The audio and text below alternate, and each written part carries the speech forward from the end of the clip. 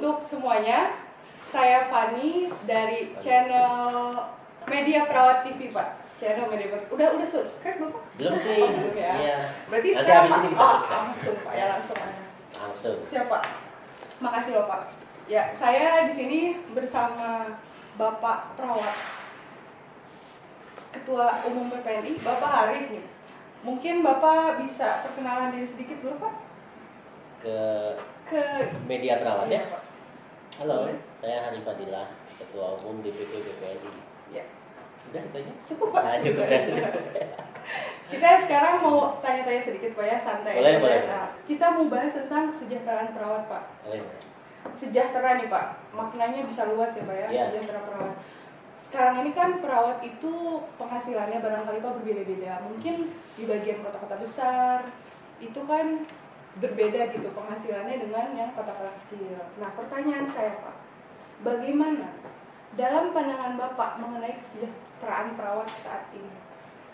Terima kasih Fani. Jadi kesejahteraan itu sebenarnya secara konseptualnya kan bukan cuma diukur dengan uang.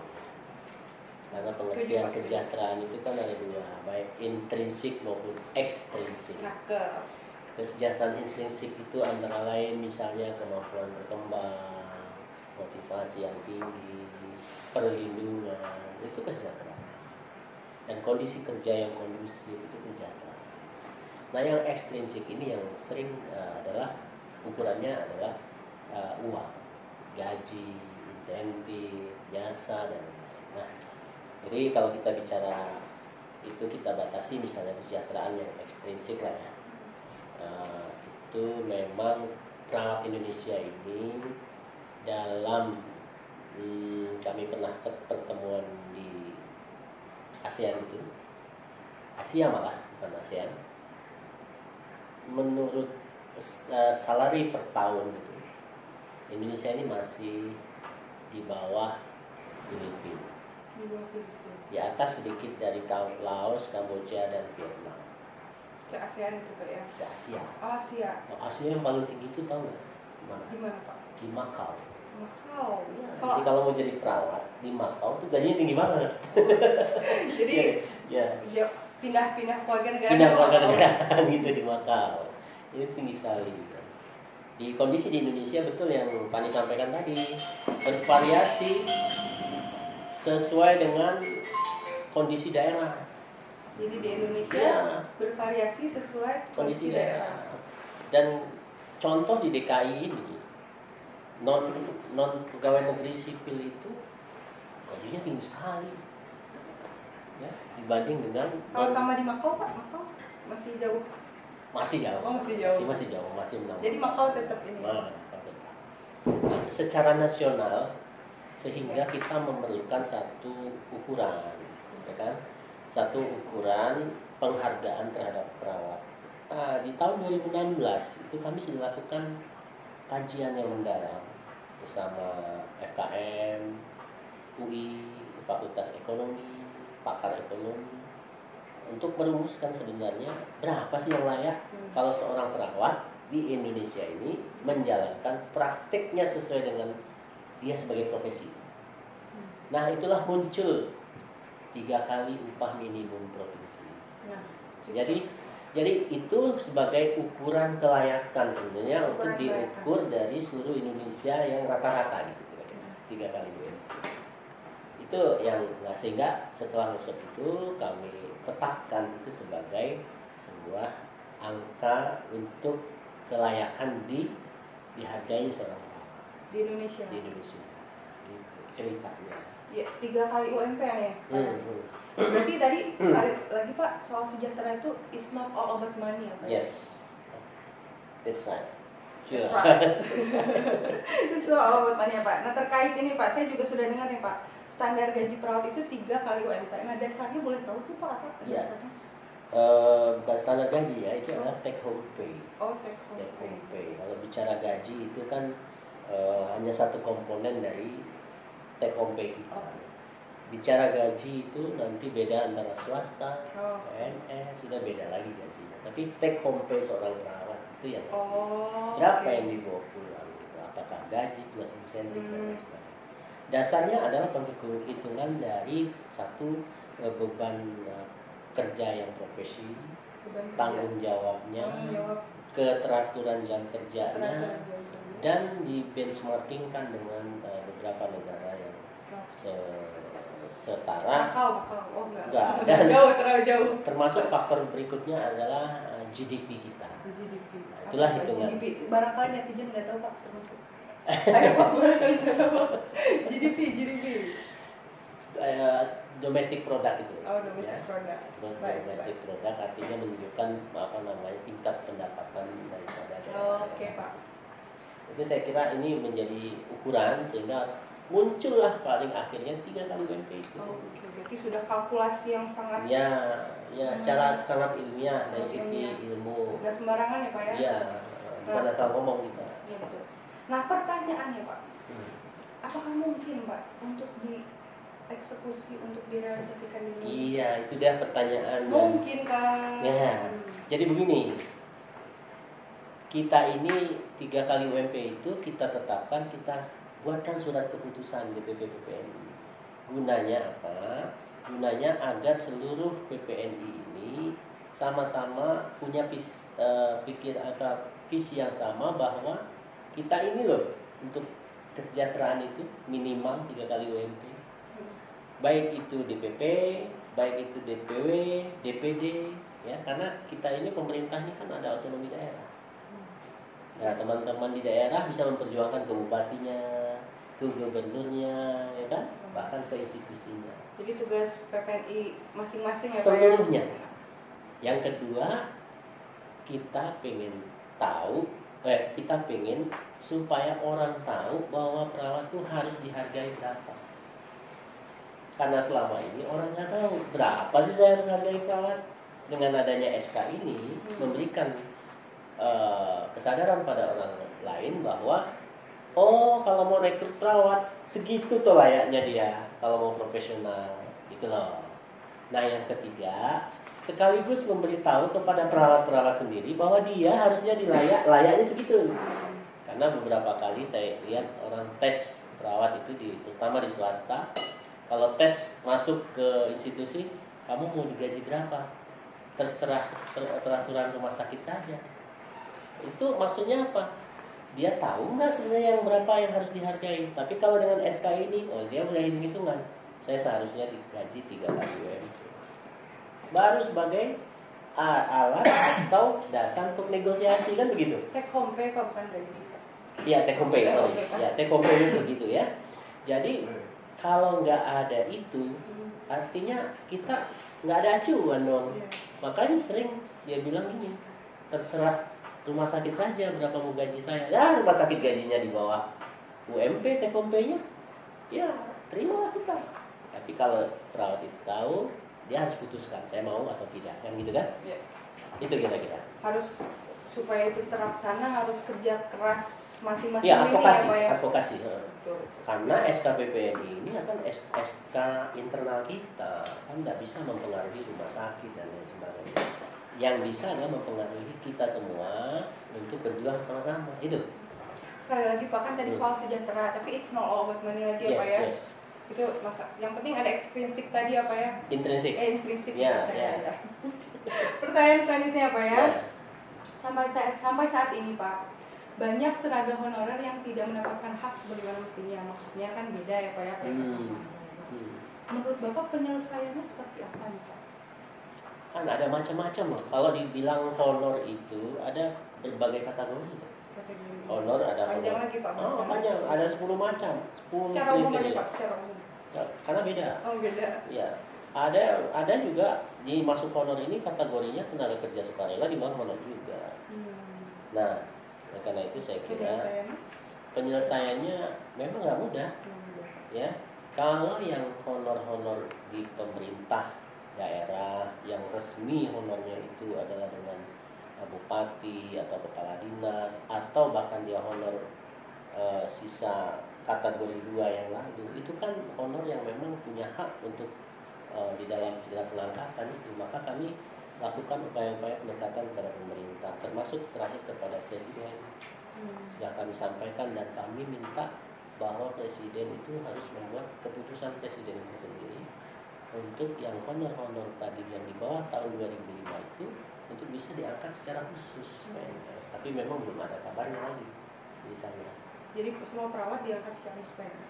Bukan, tadi yang karena tadi yang karena 10 kategori itu, misalnya tenaga kerja sukarela ya, bagaimana mau ngangkat, kontraknya tidak ada. Udah ngomong ke presiden ya Pak ya? Sudah, itu sudah semua. Nah kebetulan Pak ya. saat ini kita sudah akan ini ya, akan memilih presiden. Akan memilih presiden ya Pak ya? Ya. Itu nanti ya Pak ya, soal presiden sensitif Pak biasanya. Sensitif. Kita bahas perawat yang supaya Presidennya yang sensitif. Presidennya yang sensitif ya Pak ya? Capresnya yang sensitif ya. Kebetulan juga ini penetapannya 3 UMP ya Pak ya? Minimal 3, bukan 1 atau 2 UMP ya Pak ya? Jadi, minimal ya. Jadi nggak sensitif angka 3 ya Pak ya? Nggak pakai 1, nggak pakai 2. Nggak pakai 2. 3 kali UMP. Oke Pak, lanjut pertanyaannya Pak ya. Saat ini banyak perawat mendambakan tadi Pak ya menjadi PNS. Ya. Nah, tapi sekarang kita tahu untuk apa ya, peluang kerja perawat itu mulai besar ya Pak. Yang saya praktik klinik mandiri seperti itu Pak. Apakah itu bisa peluangnya baik untuk menyetarakan dengan pendapatan PNS Pak? Nah itulah yang kita upayakan hari ini. Jadi teman-teman yang masih belum jelas statusnya itu sambil menunggu kesempatan untuk tes CPNS atau regulasi yang memungkinkan, ya bukalah praktek mandiri lah. Kami sudah buat pedoman, segeralah praktek. Kalau ada kesulitan hubungi PPNI setempat. Hubunginya mungkin bisa di bawah sini Pak ya? Ya, ini hubungi PPNI di sekitar tempatnya itu di bukan di sini ya Pak ya? Bukan. Karena kan mereka yang harus mengadvokasi izin itu di tingkat daerah kalau ada kesulitan. PPNI udah di seluruh Indonesia luar biasa loh itu. Luar biasa. Jadi saya ada beberapa kali kedatangan tamu tentang pengelola online home care. Itu mereka sampaikan data bahwa rata-rata perawat-perawat yang bergabung di tempat kami Pak, sehari itu sampai 500 sampai 600 ribu ya dapat. Sehari Pak? Sehari loh. 500. Daripada kita menunggu nggak karuan jadi tenaga kerja sukarela gaji kan gaji ya, kadang-kadang belas kasihan orang 150 ribu per bulan. Lebih baik praktek mandiri. 150 ribu per bulan, 500 sama 500 sehari. Nah, kan jauh kan? Nah, oleh karena ini peluang. Bagus banget Pak ya. Praktik mandiri. Supaya eksis juga ya Pak ya perawat. Jadi perawat itu tidak hanya di rumah sakit saja ya Pak ya? Iya. Tuh, jadi tidak gini, hanya di rumah sakit. mau saya bandingin sama bidan. Oh boleh. Kenapa bidan itu lebih banyak dikenal masyarakat? Kenapa tuh Pak? Karena dia praktek di masyarakat. Oh. Nah, jumlah praktek bidan itu jumlahnya 400 ribuan. Tapi yang praktek itu 40 ribuan, jadi 10% ya Pak. Malah lebih banyak. Nah, perawat berapa jumlahnya sekarang? Berapa Pak? Hampir 1 juta perawat. Yang praktek berapa? Berapa? Baru 4.195. 4.000 dari 1 juta. 1 juta. Berbanding jauh. Makanya kita dorong supaya ini cepat praktik supaya perawat dikenal di masyarakat. Supaya sejahtera. Kembali ke sejahtera. Betul. Pertanyaan terakhir Pak. Nih. Nah, soal rasio lulusan keperawatan dengan lapangan pekerjaan kan sepertinya tidak berimbang Pak. PPNI menyikapi hal ini bagaimana Pak? Apakah kampusnya dibatasi atau bagaimana kira-kira? Nah, gini, itu tidak sederhana ya. Jadi kalau kita mau lihat rasio kita mau pakai mazhab yang mana? Berat Pak. Kalau mazhab WHO saja untuk Indonesia kita masih kekurangan kalau dibanding dengan jumlah penduduk. Oh, gitu ya Pak. Sama Makau? Sama Makau mungkin lebih bagus Makau lah. Oh, iya. Gajinya lebih tinggi. Ingat. Ya kan? Kalau atau nggak di ASEAN tuh Pak, semua Pak potong nih Pak. Ya. Di ASEAN tuh Singapura Pak. Ya, Kira Indonesia ke berapa Pak? Ya, tadi Thailand, di bawah Filipina, di atas Vietnam dan Laos dan Kamboja. Nah, jadi itu nggak sederhana. Kalau dia rasio di Indonesia ini ada lagi katanya sudah cukup. Tapi saya kira Contoh Jepang itu kenapa masih minta perawat Indonesia, karena mereka perawatnya udah banyak. Iya. Ya. Artinya apa? Pelayanan mereka sudah di luar dinding. Nah, kita sangat tergantung. Kalau pelayanan kita sudah di luar dinding, jumlah perawat yang sini masih kurang. Iya. Ya. Apa? Itu oh iya benar. Iya, kalau misalnya sudah ada di masyarakat, buka rumah-rumah jompo, ada perawatnya dan lain sebagainya, pasti kurang. Ya kan? Nah, tapi untuk saat ini memang kelihatan tanda petik itu adalah surplus. Jumlah produksi lebih banyak daripada jumlah serapan. Ya, kita satu-satunya cara bagaimana kita mendorong agar lulusan-lulusan dari institusi pendidikan itu yang berkualitas. Makanya kita mendukung sistem penjagaan mutunya itu dengan sistem uji kompetensi. Itu salah satu sehingga yang bisa keluar dan lulus bisa bersaing itu yang lulus uji kompetensi. UKNI atau UPI. Itu saya kira ini caranya, dan dengan sendirinya nanti ada terbatas lah yang bisa berkeliaran tanpa kompeten. Itu juga Pak tadi praktik mandiri juga solusi apa ya? Solusi dari mungkin Satu lapangan itu pekerjaan. lapangan pekerjaan praktik mandiri, tapi dia harus 2 tahun dulu kan punya pengalaman. Oh iya. Nah, yang ketiga solusinya sebenarnya pasar kerja luar negeri itu banyak. Tapi jarang terpenuhi kuotanya itu oleh perawat Indonesia. Karena alasan 2 hal. Kapabilitasnya. Kemampuan bahasa. Kalau kompetensi perawat itu kan general. Seluruh dunia itu sama aja, ya kan? Mau apa? Mau pendekatan pasien, memandikan, semua sama, karena dari ilmu yang satu. Gitu. Tapi masalah bahasa dan yang kedua adalah pemahaman budaya daerah-daerah tujuan. Nah, itu yang harus ditingkatkan. Nah, pendidikan keperawatan di Indonesia harus sudah mulai berorientasi juga arah pemenuhan kondisi pemenuhan pasar di dunia gitu. Jangan cuma mendidik ya mau jadi PNS lagi, karena PNS kan sangat sedikit seperti jarum dalam tumpukan jerami. Begitu. Kursinya satu, ya, yang rebutannya ribuan. Padahal banyak potensi lain yang tadi 500 ribu tadi ya Pak ya. 500 ribu. Home care apa? Home care lah. Saya pengen home care juga ini. Dari sehari dapat 500 ribu. Ya. Ya. Baik Pak, itu tadi ya Pak pertanyaan soal kesejahteraan perawat. Mungkin ada pesan-pesan? Ya, saya kira pertama bagi perawat-perawat yang belum bekerja, ya kan, upayakan dapat pengalaman 2 tahun dan praktek mandiri lah. Karena ini sebagai solusinya banyak sekali. Kalau dampaknya banyak sekali. Kalau kita praktek memenuhi sudut-sudut masyarakat, satu, kita akan lebih dikenal dengan masyarakat. Yang kedua, kita bisa mendongkrak derajat kesehatan masyarakat sehingga kita dianggap kita berperan loh, bukan cuma di rumah sakit. Yang ketiga tentu untuk dengan praktek itu terus-menerus kan ada pengembangan diri, standar terpenuhi, kualitasnya terjaga, itu selalu akan terus berputar. Begitu saya kira rekan sejawat perawat Indonesia. Ya, semoga kalau keinginan saya sih Pak, semoga kita cepat-cepat menyusul Makau ya. Menyusul Makau ya. Ya Pak, mungkin segitu aja tapi Pak. jangan-jangan di Makau itu karena banyak judi. Ya. Sekali lagi Indonesia jangan sampai kayak gitu. Jangan sampai kayak gitu. Soal tapi duitnya Pak. soal gajinya. Iya. Ya. Ya Pak. Oke. Terima kasih Pak sudah mau berbagi. Semoga bisa membuka cakrawala pemahaman para perawat, dan mungkin yang bukan perawat juga bisa tahu kalau misalnya perawat itu tadi dihargainya seberapa contohnya. Ya, betul. Terutama para pemilik rumah sakit dan pemilik klinik. Jadi perawat itu bukan pekerja biasa. Ada yang menentukan kualitas dan nyawa seseorang. Tidak bisa hanya dibayar 1 UMP. 3. Bukan 1, bukan 2, tapi 3.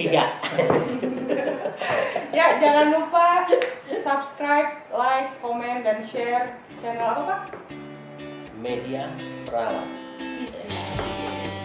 Bapak langsung ya,